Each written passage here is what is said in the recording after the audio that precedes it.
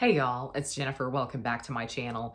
Today I am coming to you with another weekly reading vlog. I have started several of these this month, always with the intention of updating you throughout the week, and then it just never happened. So today is Monday. I think it is July 25th. So happy Christmas in July. I have been working on Christmas in July crafts all weekend, and it's been very fun, even though it's been basically 100 degrees outside. So doesn't really feel very Christmassy, if you catch my drift. But I thought it's a new week, it's a fresh start. I'm in the middle of a bunch of different books, so I thought it would be a good time to start a vlog. Last week I read a historical fiction that I had such mixed feelings about, and I was reading it on my Kindle, and I wanted to continue reading on my Kindle, but to be frank, I think something's really wrong with it now. My Kindle is 7 years old. And so maybe it's just time. Maybe it's trying to signal to me that it needs a little help. Maybe it's time. But it's basically on like that lock screen where it advertises another book to you. It just won't open up. It won't brighten up like you can swipe to turn on your Kindle. I can't get it to restart. I don't really know. So while I'm trying to figure that out, I am back on my physical reading game, and I've been really very fond of my Kindle lately, so it's kind of hard to move back into the realm of physical reading, though I'll be happy about this when I edit this video and I don't have to put a cover in. I'll be really happy. I am currently reading a couple of classics. One of these I am reading for Faustathon next month, and I know you're saying, why are you reading something for a readathon that doesn't start for at least 2 more weeks? If I don't do this when I have the time, this book is not going to get read in that amount of time. It's very long, and that is Dr. Faustus by Thomas Mann. Oh my gosh. I feel like I'm holding the book of the year in my hands. You know, I'm only on page 25. I'm on chapter 4. I mean, this is a banger. Okay, came out of the gates strong. I started reading this on my Kindle a couple of weeks ago, and I loved it so much, I instantly ordered a physical copy because I was highlighting everything. And I just don't think Kindle is very helpful in helping you find your highlights after you have read the book. So I just decided to get a physical copy and annotate as I go. So happy I did that. This is definitely a different translation than the one that I had on Kindle, though. The one I had on Kindle was maybe a free translation, it seems like. So it's probably one that was done much longer ago. It's an older translation. And to be frank, so far, I do think I prefer that. And I would say I would just read it on the Kindle and then come in here as I go and start annotating. But clearly my Kindle is having some problems. So we'll see if we can fix that this week. Gosh, I hope we can. Just listen to this. Just listen to this passage. And here in passing, as so often, I cannot help savoring that inner and almost mysterious bond between my interest in classical philology and a lively and loving eye for man's beauty and the dignity of his reason. A bond made manifest in the very name we give the study of ancient languages, the humanities, whereby the psychological connection between linguistic and human passion is crowned by the idea of pedagogy, so that the call to be an educator of the young proceeds almost as a matter of course from one's vocation as a scholar of language. I mean, I don't know. I'm feeling like this is book of the year. I'm kind of feeling like it. So this is one I'm definitely going to take slowly. It's very philosophical. It's very heavy. There has been so much in it already, even only 4 chapters in, that has been very dense in my opinion and has taken me a little bit to wrap my mind around. So this is one that's definitely going to take a little bit of time to finish. And I am also currently reading another book that I think it's going to take me a little bit of time to finish. That is Henry James's Italian Hours. And this is a book all about Italy and Henry James's time that he spent there. It's basically a series of essays that he wrote from around the 1860s or 70s up to 1910. And these are really interesting because he happened to witness kind of the rise of tourism in Italy, and he also got to lament it and criticize the fact that now all of these people are swarming into a place that he really loves, and whether or not that means that he loves this place any less because others are there, which is really interesting. The introduction to this was an absolute powerhouse because it really framed how we look at tourism in Italy through the 19th century lens, which was so interesting because so many things are different now. Like, of course, summer is now peak season for Italy. And it's just peak season in general for a lot of places because this is when kids have time off of school. This is when parents would take time off to take their kids somewhere. It's just in general a vacation time of year. When Henry James was writing, you would have been leaving Rome or Italy in general. You would have been leaving in early May, basically to avoid malaria season. And that's one of my favorite 19th century metaphors about Italy, is basically like death on the wind. Like you're looking at art pieces and you could be sickening and you don't even know it. And you're about to join the ancients at any time because there was so much sickness. It was specifically malaria, and they didn't understand how malaria was contracted. They just thought it was a seasonal thing. And towards the end of the 19th century, early 20th century, they figured out it was all this marshland. And that's basically when they started to kind of change the landscape a little bit, and summer became the height of Italy's tourism. There's also a lot in here about how things have changed since the Risorgimento and kind of the coming together of the Kingdom of Italy and everything joining together except the Vatican, and how that also changed the political structure and the tourism structure of Italy. It is genuinely fascinating. This is one that just sends me reeling every time I start reading it. And I'm not the world's biggest fan of Henry James, let's say. It has very little to do with his writing. I have only read A Portrait of a Lady by him, and it was so boring. It was so boring, I DNF'd it. But again, it really had nothing to do with his writing. I tend to not like him as a person. I think he used to get up on his high horse a lot and critique other authors, and it's like, Henry, what have you done? You know? I mean, really, by what right do you have to criticize some of these people? That's my honest opinion. But that is something that he also did a lot of in his life. He was kind of a literary critic, and some of these essays, I think, involved him talking to his other literary friends that he comes across in Italy. So right now I am in Venice. He starts out the book with Venice, and Venice would have been the banger in the 19th century. If you were going to go to Italy in the 19th century, Venice would have been at the top of your list. That's where everything was happening. That's where people went. And actually, Rome and Florence would not have been very high on your list. It's very interesting. Rome in the 19th century is just genuinely fascinating to me, and I cannot wait to see what he says about Rome when I get to it. But Florence was in pretty bad shape for part of the 19th century. But Venice was just kind of starting to fall as the 19th century kicks off and Napoleon came in.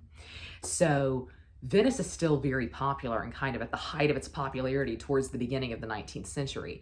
And it's the end of the 19th century, beginning of the 20th, that you start getting the kind of iconic death in Venice. And Henry James is partially responsible for that, I believe, and kind of talking about the decay and watching these buildings falling into the sea or the sea level rising, because actually Venice is not sinking. The sea level is just coming up. And I have a fondness for Venice, but I don't have the fondness for it that I have for Florence or Rome, particularly when it comes to reading. I'm very much a Florence girl. And so it's interesting to travel to Venice. And he even says this, like in the introduction to his Venice part, Venice has been painted and described many thousands of times. And of all the cities of the world, it is the easiest to visit without going there. And I think that's very true. I think that was true at the time. And I think it's true today. This is a very, very interesting one. And it's kind of making me reframe my opinion of Henry James. I really am enjoying his writing in this. It is so decadent. It makes me feel like I'm eating like a lovely pastry filled with like very rich cream. It's just like such a decadent experience, and it's very visceral. It feels as though I'm there. So loving this. Another book that I'm also loving, I just started this, but this is a reread. It is These Hollow Vows by Lexi Ryan. The second book in this duology came out this past week, I think. And I didn't remember that I had ordered it. It came yesterday. So I started trying to read that. did not remember a single thing. In fact, I could not even tell you the characters' names. Couldn't even tell you. So I decided it would be for the best if I reread the first one. This is a fae romance. It's got a love triangle in it. I mean, it's everything to me. This is just all of my favorite tropes in one series. So I'm excited about this. I think it's going to be fun to reread it because clearly I have forgotten quite a bit. So I have a good few things on the go. And some of these are going to take me a little bit longer to finish, definitely these. This is parsed out as essays, so it's kind of nice to just read one here and there. This just takes a lot out of me emotionally and mentally because I'm just trying to remember everything and trying to make note of everything. It's very, very dense and philosophical. And personally, I love it. So I'm glad that I'm going to throw in a book that's going to be a little bit of an easier and more fun time. So that's what's going on right now. I will check in with you later. Listen at this. When you have called for the bill to go, pay it and remain, and you will find on the morrow that you are deeply attached to Venice. It is by living there from day to day that you feel the fullness of her charm, that you invite her exquisite influence to sink into your spirit. The creature varies like a nervous woman, whom you know only when you know all the aspects of her beauty. She has high spirits or low. She is pale or red, gray or pink, cold or warm, fresh or wan, according to the weather or the hour. She is always interesting and almost always sad, but she has 1,000 occasional graces and is always liable to happy accidents. You become extraordinarily fond of these things. You count upon them. They make part of your life. Tenderly fond you become. There is something indefinable in those depths of personal acquaintance that gradually establish themselves. The place seems to personify itself, to become human and sentient and conscious of your affection. What a description of Venice. Update later in the day from the same location and the same outfit. But this is just a random thing that I wanted to ask y'all. Do y'all visualize characters? And I kind of mean this as, do you picture someone specific when you were reading certain books? Because reading these Hollow Vows, which is about the Fae, one of the love interests has white blonde hair. And I mention this because I struggle to visualize blondes. And actually, when I read most books, I don't ever cast someone as the main female character. I almost never see her. I see the side characters pretty well, but the main male character, particularly if there is a romantic component to the book, I often always cast as a Welsh actor named Aneurin Bernard. I know y'all are just going to make fun of me because the reason I love this man is that he played Richard III in the White Queen adaptation literally 10 years ago. But I love him so much for that, and I know my love for him is because he played Richard. But his look is genuinely the look that I am most interested in. And so often when I'm reading, I just can visualize him so well. It's so interesting how really nobody else as an actor comes to me when I'm like casting a book. But even when I read a description and it's like, this guy is tall and he has red hair, I'm like, no, he's smaller and he has dark hair and he's Aneurin Bernard. Sometimes if they're tall, I cast them as Adam Driver. So I really only have two. It's only Adam Driver or Aneurin Bernard. And they have kind of a similar look and build, in my opinion, but Adam Driver's really, really tall. So I often struggle when I see that a character is blonde, particularly white blonde, but I do have a guy in mind for him actually, and it's a K-pop idol. And K-pop has really helped me with this because people have changed their hair colors so much that no matter what the description is, I can fit somebody in. And it's also helped me to visualize the main female character. I don't often do that. I think generally because authors tend to make the main female character generic enough that you could see yourself in that position. I think in a lot of fae romance in particular, they are meant to be almost self-insert characters, if that makes sense. And so the description they get is pretty minimal, but men are often described more in these romances. And I just struggle with blondes. And I think it's because in general, blonde is not my favorite hair color, but I can now see him. I see, if you want to know, I see Baekhyun from EXO because he has had his hair dyed white blonde before, and I think it worked really well for him. But I was looking this up because this is apparently a phenomenon. Some people don't see the characters at all and don't actually watch the movie when they're reading, which is so interesting to me because I do. I kind of visualize the setting, I place the actors and the characters in it, and I just really, in general, kind of watch the scene play out as I'm reading. And apparently some people don't do that. I would just love to know, do you visualize characters at all? And a secondary question to that is, do you see the setting? Because apparently some people see the characters, but they don't visualize where they are. So I just would love to know, do you see anything when you read, or are you just kind of reading the words on the page? So if you don't see things, are you just kind of generally reading the text on the page? I have a lot of questions. I just would love to know down below, do you visualize characters, and do you struggle to visualize certain characters? At any rate, I just thought I would ask. I think it's very interesting. Apparently some people see nothing, and apparently some people visualize all of the description that is on the page. So I just would love to know, what is your experience?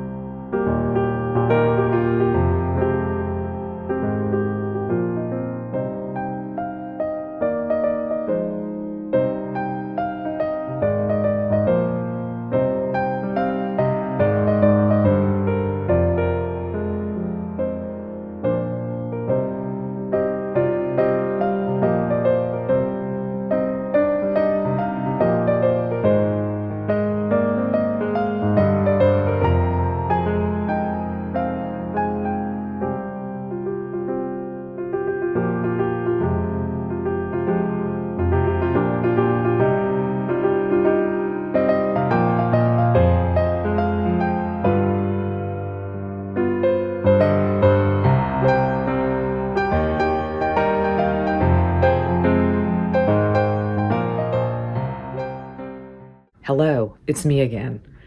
Not really sure why I said that when this is definitely the middle of the vlog, but it is Tuesday.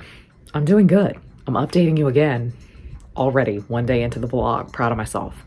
Last night I did some reading and really enjoying these hollow vows. I got almost halfway in. This is so fast paced. I mean, it's just going by super quickly. And that's possibly why I don't remember nearly as much about it, is because it has gone by so rapidly. Things have happened so quickly.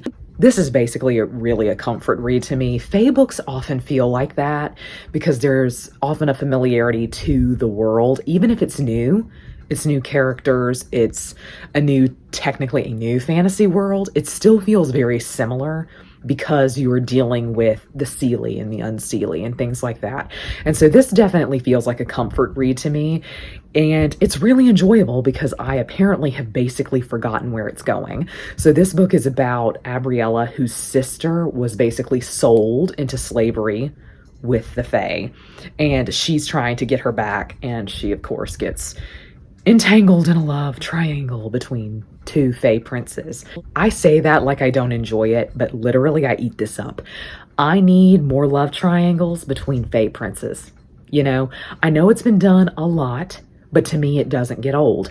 And I think this is actually one of the better versions of it. And I think too, in fact, I would say this is one of the best that has come out of the post A Court of Thorns and Roses world. I think a lot of things are kind of trying to chase that high. And this one kind of gets there, in my opinion. The characterization and the writing are not on par with Sarah J. Maas. There's something really emotional about Sarah J. Maas's writing. And I don't feel like a lot of other writers really have that. There is something special to her. I think there's a reason why she has taken off when others haven't. And I really personally enjoy this. I've seen a lot of negative reviews of these Hollow Vows in particular because they think it's trying to be A Court of Thorns and Roses. Of course it is, kind of, but I've never gotten that criticism. When I love something, I want to read more just like it. And so I'm always on the hunt for books like this that are kind of poorly reviewed because they compare this to another work that I enjoyed. I do not personally feel as though this should really be compared to ACOTAR, but that's just me. But I really have not been reading on the weeknights, so I'm really shocked. I finished a show that I was watching last week.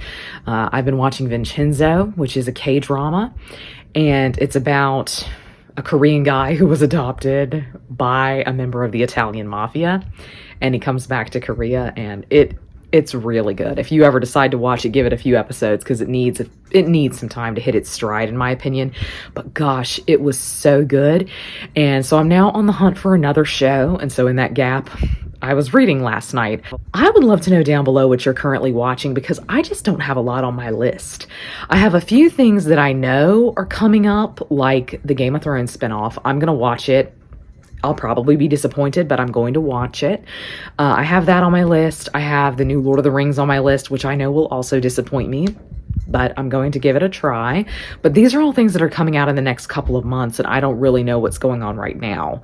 I know next week, I think, maybe it's August 8th, so in a couple of weeks, the new Leonardo show starring Aidan Turner is coming out here in the States. I think it's already out in Italy. It may have come out in Italy years ago for all I know, but I am really pumped about that. But see, that's all coming out in a few weeks. I don't know what's going on right now, so I would love to know what you're watching right now, and do you recommend it? Aside from these hollow vows, I did dip into just a little bit more of Dr. Faustus, and it is so interesting. It's so good. So far, what it wants to discuss is the study of nature or science versus kind of divine knowledge, which I would say is the general theme of the Faust story, is human knowledge versus divine knowledge. And specifically, the study of science is very, very interesting in conversation with this story. And this one in particular, this telling of the story, is really interesting because it talks about how historically scientific study has been compared to sorcery. And that is really kind of the theme of looking at nature through the lens of magic. And it's so good because he'll just describe like how leaves unfurl on the trees in the springtime and how absolutely that is magic. I mean, it's going to be 5 stars. I'm only 50 pages in, but honestly, it's not every day you come across something like this. I am really hitting it with German authors of the early 20th century this year. I would love to read more. If you have any recommendations, please leave them for me in the comments. Stefan Zweig is on my list. I think he's Austrian though, but he's on my list because I know he wrote some biographies that sound really interesting. And there are a couple of books that are on my TBR, but whose authors' names escape me, that are also early 20th century German authors. I am pumped about this. I'm so glad to have found a new time period. But that's all from me right now. Tuesday is basically over. It's 7:30. I'm exhausted. I'm watching videos of Rome and Venice because reading Italian hours makes me wish I was in Italy. So I'm watching people vlog and pretending I was there. That's why I had that pasta last night. That pasta was so good. But hopefully I will be good and I will update you again tomorrow. It's been a long, stressful Tuesday. Hopefully Wednesday will be less stressful. But that's all from me right now. I might try and finish these hollow vows tonight, but I might also do a little crafting page. It's only 7:30. The night feels young, even though I'm an old lady and I like to go to bed at 9:30 or 10. It still feels like the night is very young. Something else that I quickly wanted to share are these new highlighters I got. They're by Friction, and they are erasable highlighters. And I will say I have mixed opinions on them. I like them because they don't necessarily bleed through the page the way that a normal highlighter does, but they leave such a chalky finish. I don't know, it's weird. I'm torn on them. Do you have a favorite highlighter? I feel like this video is just me asking y'all questions, but if you have a favorite highlighter that you don't feel like bleeds through the pages, I would love to know. I've been using everyone's favorite highlighters, which are, I think, the Stabilo ones, and they are so juicy, they just bleed through most pages. So I thought I would try something new. I don't necessarily know if it's been a success. Good morning. It is 7 o'clock, bright and early on Wednesday morning. And yes, I can't believe it either. I am updating you early. If you hear something, my kettle is starting to go off. And I'm about to have some of the best tea of my life. My aunt and uncle brought me back some tea from England the last time that they went. It is so good. I mean, truly, our theory that tea tastes better in England, it's true. But I just wanted to go on and say I am almost finished with these hollow vows. I did start watching a show last night, and so I guess I probably could have finished these hollow vows then, but I just decided to kind of chill out after a stressful day.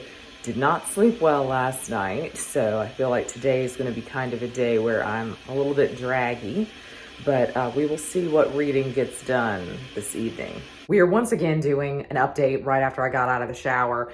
Again, as in my last vlog where I said this, I intended to update you right when I got home. It's literally 98 degrees outside. I just couldn't do it. I could not talk to you unless I had showered. I wasn't having a coherent thought. I was so hot. It is Wednesday. I'm thinking about wrapping up the vlog kind of early here. Just because I think the weekend I'm going to do a couple of things and it would be a good break for a vlog and maybe move into another vlog for next week. But I did want to update that I've been reading a little bit of Italian Hours and I'm enjoying it. I mean, really, I'm enjoying it far more than I thought I would. What's not to love? It is a man waxing poetic about Italy, and that is certainly my vibe. But I just really thought that I probably would not get on with Henry James. And this really, as an experience, is making me want to revisit Portrait of a Lady. Years ago, I took a quiz like who should be your favorite classic author or something like that. And I got Henry James because Henry James is an American that desperately wishes he was European. That was the reason they gave me as an answer. And honestly, is that not me? So on a certain level, I do feel like Henry James and I should vibe, but there's just a pretentious quality to him that I don't like. I'd be interested now to go back and maybe reread Portrait of a Lady or just try something else by him. But this is so interesting because it takes us through chapter by chapter different locations. But what it does is it combines all of the essays that he wrote about a place and he puts them all in one chapter. So like I'm reading about Venice right now. I'm still very early into the book, but I am progressing through the years. As I read each essay, I am progressing through the years with him on each visit that he made to Venice. And it's very interesting how his opinion has already rapidly changed. He has a lot of opinions about the influx of tourists. Apparently, even in the 19th century, Venice was known for just being completely overrun by tourists. And it meant that a lot of people who came to Venice just didn't enjoy the experience, and thus they didn't like Venice as a city. And there was one of these early essays where he kind of critiqued people as being weak and saying that you can't criticize those of us who do love Venice just because we know how to wait out the crowds and kind of wait until evening time to fall in love with the city when basically everyone who's come in for the day leaves. And that's still very much true in Venice, especially in the heyday of the cruise ships coming in. And so to my understanding, they don't allow cruise ships to dock at Venice anymore, which is great.